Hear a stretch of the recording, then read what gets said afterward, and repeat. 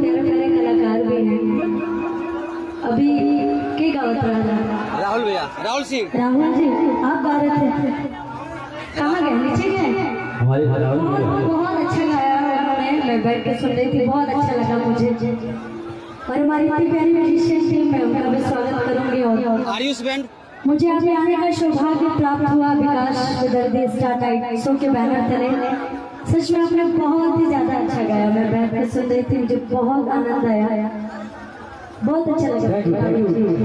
आप खुद बहुत अच्छा गाती हैं, बहुत प्यारी लगती भी है।